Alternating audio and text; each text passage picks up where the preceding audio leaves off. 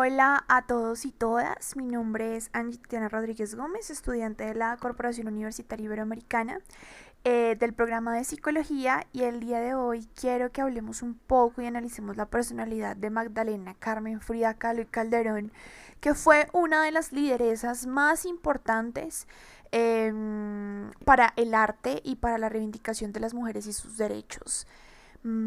Así que espero que lo disfruten. Bienvenidos. Primero vamos a ver un video para contextualizarnos un poco y luego vamos a entrar en detalles. Bienvenidos.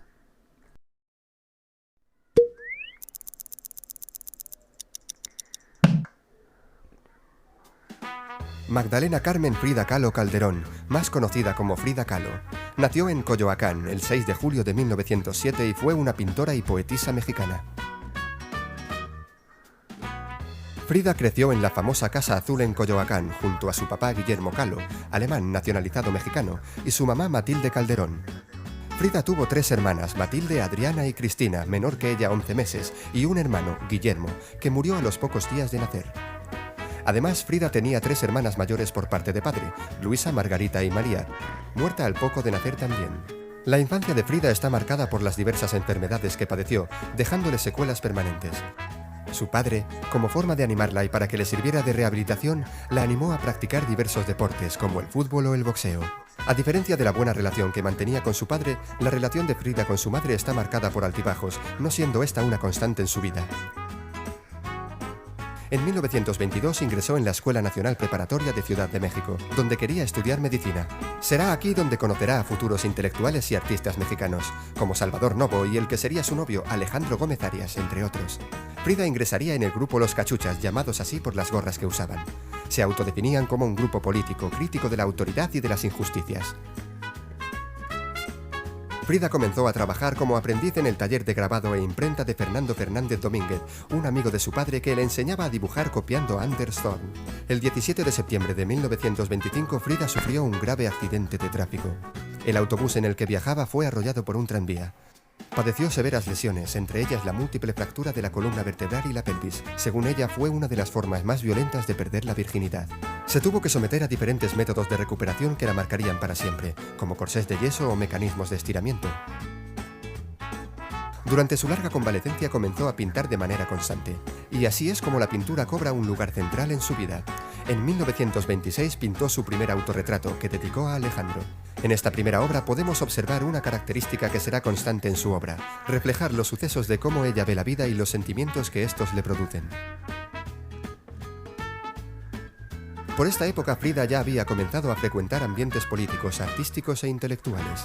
Ahí sería donde conocería a Diego Rivera, 21 años mayor que ella. Rápidamente Frida asistiría a las reuniones del Partido Comunista de México, del cual Diego era militante. En 1928 Frida visitó a Rivera, cuando éste estaba trabajando en uno de sus famosos murales con el objeto de mostrarle sus propios trabajos. Rivera quedó impresionado y la animó a seguir pintando. Desde entonces Diego fue un invitado constante en la casa de los Kahlo. El 21 de agosto de 1929 se casaron. Al matrimonio lo llegaron a llamar la unión entre un elefante y una paloma, puesto que Diego era grande y obeso y Frida pequeña y delgada. Su relación se basaba en amor, aventuras con otras personas, vínculo creativo y odio. Aunque los médicos le dijeron a Frida que por sus lesiones nunca podría tener hijos, en 1930 se quedó embarazada. Pero por las secuelas del accidente y la posición del bebé, su embarazo tuvo que ser interrumpido. Frida tardaría en aceptar que nunca podría tener hijos. A pesar de las aventuras por ambas partes, la pareja se complementaba a la perfección en muchos aspectos.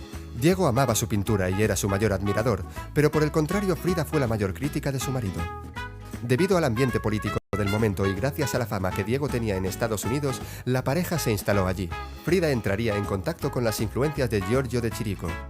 Sería en Detroit, en medio de un encargo de su marido, donde Frida tuvo otro aborto, cuyo dolor dejaría plasmado en varias de sus obras. Después de este terrible suceso, la pareja regresó a México en 1933. En 1939, Kahlo y Rivera se divorcian tras una serie de infidelidades, siendo la más dolorosa la mantenida por Diego con su hermana Cristina. Por este entonces, Frida mantuvo un romance con el líder comunista León Trotsky, el cual vivió exiliado esos años en la Casa Azul. Después del asesinato de Trotsky a manos de un miembro de la NKVD, Frida fue culpada y arrestada, pero al poco tiempo fue puesta en libertad. Un año después la pareja volvería a casarse, siendo este un acuerdo amistoso más que un matrimonio al uso.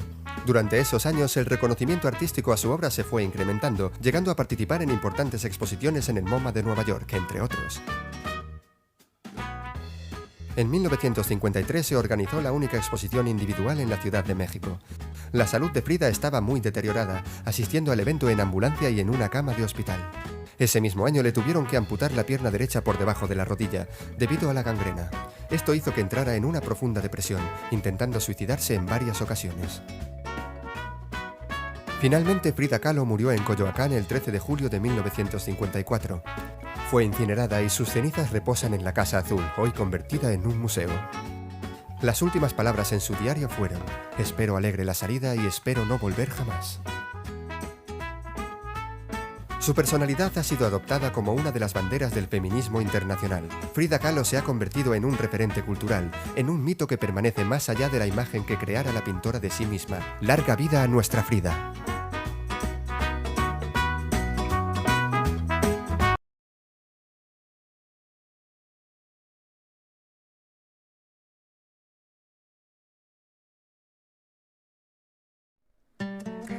Bueno, espero que hayan contextualizado un poco la situación que tuvo Frida. Y bueno, ahora vamos a empezar a hablar específicamente desde su niñez y vamos a hacer un recorrido sobre los aspectos más importantes de su vida que construyeron su personalidad y que la hacen una de las lideresas más importantes no solo en el feminismo, sino en el ámbito artístico. Y es que Frida con tan solo 6 años tuvo poliomielitis, que es una enfermedad que trastorna los huesos y a ella pues evidentemente trastornó sus extremidades inferiores. Nació en Coyoacán, México, y allí vivió la mayor parte de su vida. Aquí vamos a entrar y vamos a empezar a hablar un poco de Freud. Resulta que Frida leía a Freud y se identificaba mucho con algunas alegorías que Freud hacía en sus escritos sobre el dolor, la vida, la muerte y la trascendentalidad que estos tenían en el inconsciente de las personas. Y es allí cuando Frida decide realizar o pintar una de las obras más representativas en su carrera artística, que se llama Moisés. Esta obra, también conocida como Núcleo Solar y Nacimiento de un Libro, está basada en las escrituras de Freud.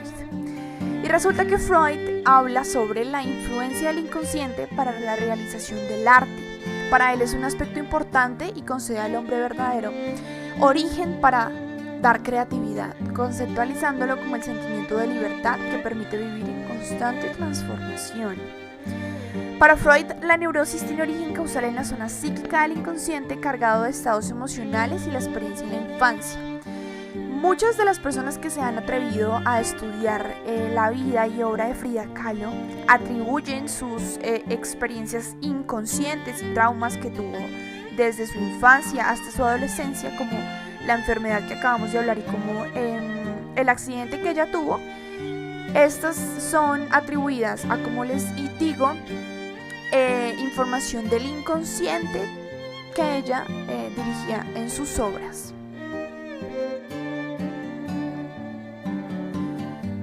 Es en el arte donde cada individuo trasciende su propia persona para fundirse con los demás, compartiendo sus emociones, sufrimientos personales, y por ello es a través del arte que se realiza una catarsis, depurando las conmociones más íntimas del individuo.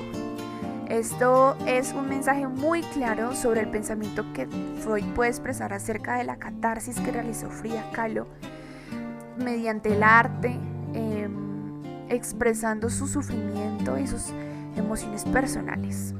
Acá vemos cómo Frida hace catarsis, valga la redundancia, de sus sentimientos y emociones en uno de los yesos o de los corsés de yeso que ella tuvo que utilizar para que su espalda se pudiera sostener después de este trágico accidente que ella vivió.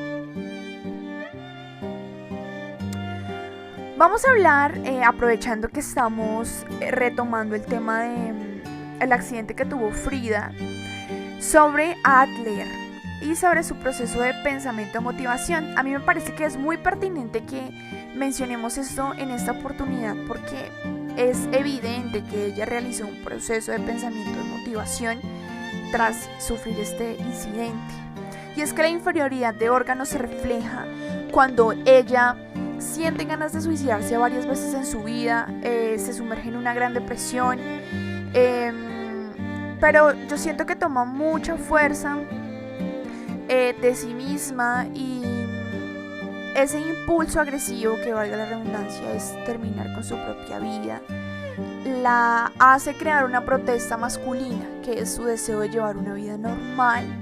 Y es que es evidente que Frida siempre se relacionó mucho con esto, con la protesta masculina. Siempre creyó que ella podía romper estereotipos, vestirse diferente, también con la intención de tapar la enfermedad. Pero no solo por eso, siempre defendió que las mujeres teníamos los mismos derechos, y se sintió muy identificada con ese sentimiento masculino de superioridad, que la ayudó a aprender a caminar nuevamente y vivir sin una pierna los últimos años de su vida. Pero como les digo, ella aprendió a caminar nuevamente después de este incidente, y en muchas situaciones de su vida logró la autosuperación. Ella se superó cuando perdió a sus bebés. Ella tuvo 2 abortos, como vimos en el video. Ella aprendió a caminar nuevamente. Ella salió de muchas infidelidades y situaciones bastante bochornosas con su esposo, y es así como ella, por medio de este proceso que Adler denominó pensamiento y motivación, pues es hoy reconocida como una de las mujeres que tiene un simbolismo mágico en la representación de la feminidad que hoy en día conocemos. Bueno, es muy importante hablar de su padre. Su padre fue su primer amor, y es que él fue un artista muy conocido, de quien Frida evidentemente tomó bastante inspiración para crear sus obras. Él fue un artista que presionaba mucho a su hija y la animaba para que pudiera salir de los roles tradicionales aceptados por la mayoría de las mujeres mexicanas, y que de esta manera sobresaliera y dejara un legado artístico y de superación femenina hoy en día. Así que Frida es por eso que, como les decía anteriormente, siempre se vio muy impulsada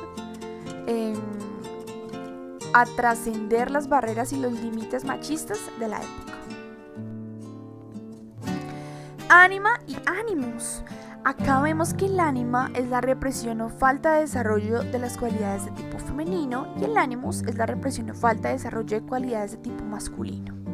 En la mitad de la fotografía está Frida, quien, como les digo nuevamente, solía vestir como hombre, en representación de esa Animus que ella sentía que tenía que salir de ella de una u otra manera. Siempre fue muy criticada por su mamá, y su relación se vio bastante estropeada por esto, porque su mamá buscaba una niña que simplemente desarrollara su ánima, pero ella de una u otra forma escaló ese sentimiento de su mamá y pudo liberar su ánimo de esta manera, también con la intención de ocultar su enfermedad. Madre o padre. La madre de Frida era una persona muy seria. Frida, cuando hablaba de ella, destacaba siempre su vitalidad y su inteligencia, pero se quejaba bastante de su carácter. Era una mujer muy seria, que siempre la criticó mucho, que tuvo bastantes dudas sobre apoyarla en este proceso artístico que Frida desarrolló, mientras que su padre fue su héroe. Su padre fue una gran inspiración, porque ella en sus cuadros siempre tenía técnicas que había retomado de su padre. Y ella decía que siempre dibujaba o pintaba lo que su padre le había enseñado o lo que su padre había hecho, pero ella le daba una trastocada y lo hacía en base a lo que ella sentía. Y acá vamos a hablar un poco de Karen Horney y la teoría que aprendimos en clase. ¿Ustedes qué creen que, basado en lo que hemos aprendido hoy, su orientación personal era ir hacia, ir en contra o alejarse? ¿Qué creen ustedes? Ya lo vamos a hablar. Mientras tanto, les cuento que según Karen Horney, Frida Kahlo era una mujer agresiva que creía que debería ser fuerte y reconocida. Mejor dicho, una ganadora. ¿Esto por qué? Porque ella sentía que tenía una desventaja por su discapacidad, lo que la hacía agresiva y lo que la llevaba a intentar ser reconocida para la autorrealización. La maldad básica es la falta de calidez y afecto durante la infancia por parte de su madre. Esta maldad básica es la que desencadena la agresividad, y es que su madre siempre le dijo que ella tenía que aprender a caminar nuevamente, y fue quien la motivó y fue quien le enseñó que ella tenía que hacerse valer independientemente de que fuera discapacitada. Y la ansiedad básica es el miedo al abandono y a sentirse comparada. Frida siempre tuvo mucho miedo a que Diego, como vemos en la imagen, quien fue uno de sus amores tormentosos, la abandonara, porque ella se sentía bastante desamparada. ¿Ustedes creen que ella se sentía desamparada por su discapacidad? Puede que sí. Y finalmente cerramos con la respuesta a la pregunta que les hice al principio. Resulta que Frida tuvo varias de esas tendencias y tuvo orientaciones como ir hacia la gente. Cuando, por ejemplo, conoció a Diego, siempre fue en sus inicios una mujer muy extrovertida, una mujer muy calmada, una mujer que se acercaba a las personas y que iba hacia la gente con los ideales de la gente. Ir en contra de la gente cuando perteneció al grupo de los cachuchas. Este grupo iba totalmente en contra de las normas sociales y de los pensamientos que se tenían y que se concebían naturales en ese entonces. Frida en ese momento iba en contra de la gente, y ella en sus últimos años de vida se alejó bastante, por solicitud de su médico y por decisión propia, porque sentía que no se podía sostener. Incluso muchas de sus frases, como pies para que los quiero si tengo alas para volar, sostienen que necesitaba alejarse de la gente, porque ya se sentía preparada para irse y nunca volver, como escribe en su diario. ¡Ay, su gran amor, Diego Rivera! En 1929, estos tortolitos contrajeron matrimonio por primera vez.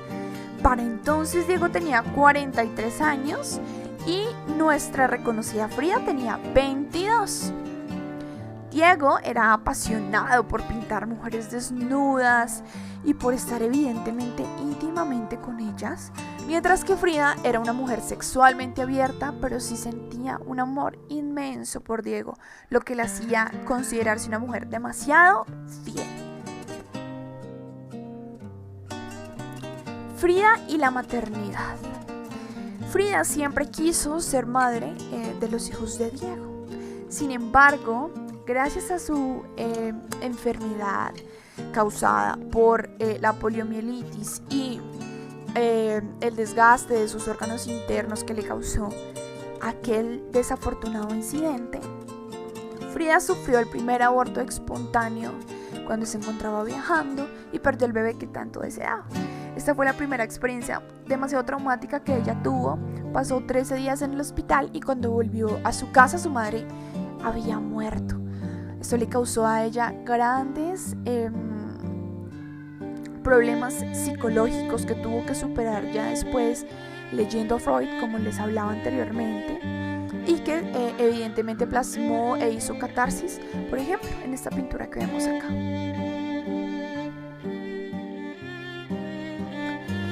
Jung y el arquetipo de madre.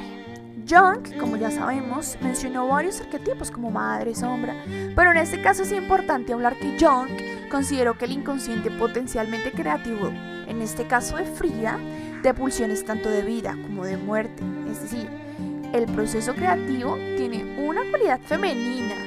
Él creía que las mujeres teníamos un proceso creativo específico y que se representaba en el arquetipo de madre, que surge de las profundidades del inconsciente. Se dice con veracidad que surge del ámbito de las madres. Asimismo señala que el ámbito de las madres mantiene conexiones con la matriz, simbolizando el aspecto creativo o no del inconsciente. Entonces él dice que las mujeres, por tener matriz, tenemos alguna idea de lo que es la creatividad sin necesidad de nuestro inconsciente, pero seguramente que Frida, con esa conexión con su matriz que tenía y con la idea de ser madre y con la relación que tenía también con su inconsciente y con todos esos hechos traumáticos que había vivido, se reflejó mucho esto en sus obras. Erikson y la adaptación y ajuste.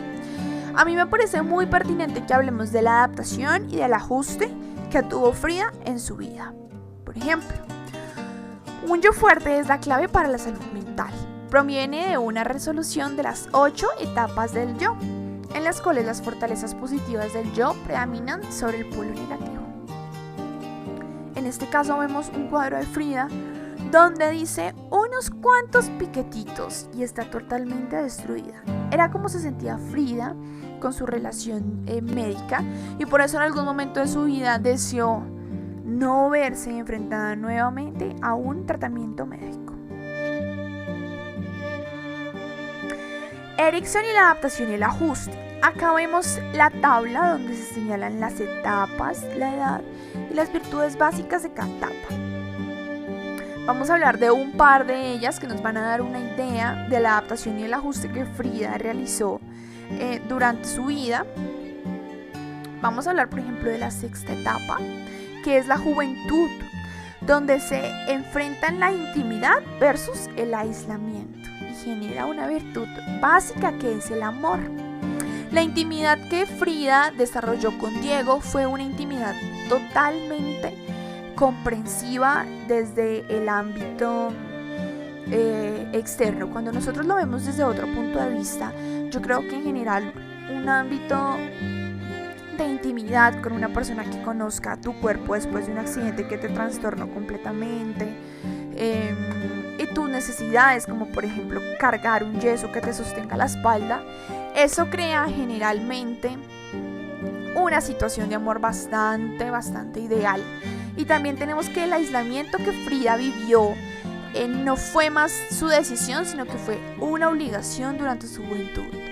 Y cuando ella se dio cuenta, solamente contaba con Diego por su aislamiento y por su intimidad, lo que desató el amor. Eso hace que ella haya encontrado la adaptación y el ajuste tiempo después cuando se separó de él. Ya vamos a ver más adelante por qué. Ok, ahora vamos a hablar un poco de su vestimenta. Resulta que Frida, para poder sostener su espalda, usó bastantes corsés que eran diseñados específicamente para sostener su columna. En ellos hizo bastantes piezas artísticas donde, retomemos, hizo catarsis, y en sus vestidos, que eran especialmente diseñados para cubrir su pata sintética y para también sujetar un poco más su espalda, vemos reflejado como ella fue condicionada por su madre y por su sociedad a siempre verse como una mujer completamente pulcra y agradable a la vista de los demás. Y es por eso que me parece completamente pertinente hablar de Skinner, quien nos propone estas fases para condicionar operacionalmente.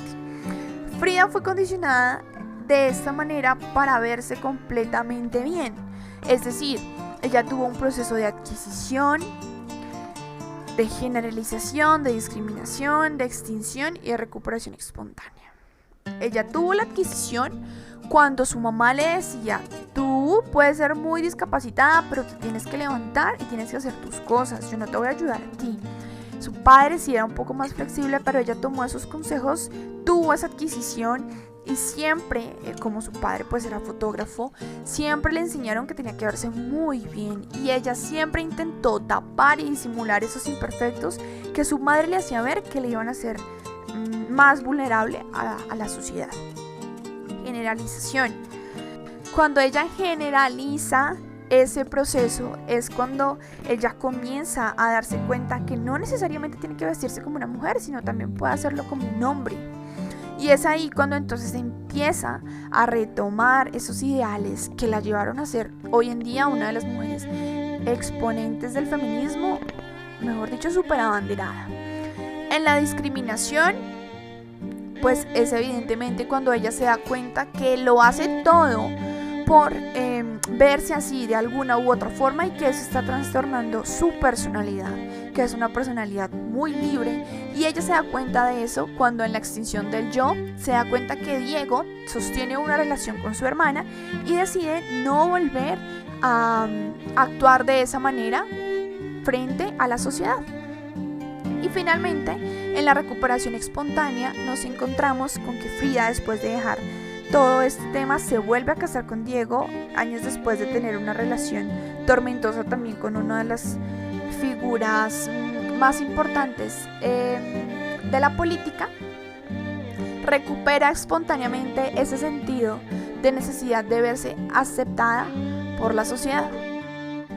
La personalidad, desde el punto de vista analítico, hace que los rasgos de su personalidad determinen que sea supremamente racional, de pensamientos claros y bastante intuitiva.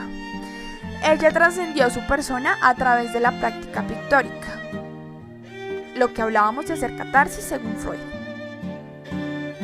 Y ya finalizando, vemos cómo la creatividad es vista por Rogers como una manera de desarrollo libre de la personalidad, desde el punto de vista de que una persona que vive completamente funcional en su entorno es creativa y en cada momento encuentra formas nuevas de vivir y de plasmar, que no se encierra, que no guarda sus sentimientos. Para Rogers, entonces, Frida era una persona que descubrió plenamente que era supremamente funcional y que era capaz de adaptarse a nuevas condiciones de vida como la vanguardia de la evolución humana. Eso fue todo, muchísimas gracias, espero que hayan entendido un poco la relación que hay entre Frida y su personalidad y cómo se desarrolló según estas posturas. Un abrazo.